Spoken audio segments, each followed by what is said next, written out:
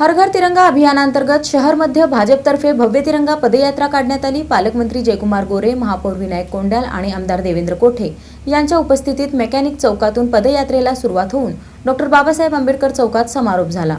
हर घर तिरंगा अभियानांतर्गत शहरमध्ये भाजपाच्या वतीने भव्य तिरंगा पदयात्रा काढण्यात आली। ग्रामविकास मंत्री तथा पालकमंत्री जयकुमार गोरे, महापौर विनायक कोंडाल यांच्या प्रमुख उपस्थितीत मेकॅनिक चौक येथील आमदार देवेंद्र कोठे यांच्या संपर्क कार्यालयापासून पदयात्रेला सुरुवात झाली। सरस्वती चौक, 4 हुतात्मा चौक मार्गे डॉ. बाबासाहेब आंबेडकर चौक येथे डॉ. बाबासाहेब आंबेडकर यांच्या पुतळ्यास अभिवादन करून पदयात्रेचा समारोप करण्यात आला। यावेळी माजी महापौर श्रीकांचना यन्नम, मोनिका कोठे, बिज्जू प्रधाने, मंदाकिनी तोडकरी, मेघनाथ येमूल, शेखर इगे, सुनीता कामाटी, श्वेता खांडेकर, पूजा वाडेकर, विजया खरात, राजश्री दोडमनी, कल्पना कदम, मीनाक्षी कडगंची, सारिका खजुर्गी, युवराज सर्वदे, अजय पोन्नम, ऋषिकेश मेट्रे, सिद्धेश्वर कमटम, विजय चिप्पा, सत्यनारायण गुर्रम, अक्षय अंजिखाने, रवी कैयावाले, भारतसिंग बडूरवाले, प्रशांत पल्ली, शिवाजी वाघमोडे आणि सात्विक बडवे यांच्यासह भाजप पदाधिकारी, नगरसेवक, नगरसेविका उपस्थित होते। पदयात्रेत संभाजीराव शिंदे विद्यामंदिर, राज मेमोरियल इंग्लिश स्कूलचे विद्यार्थी, शिक्षक तसेच हजारो सोलापूरकर सहभागी होते।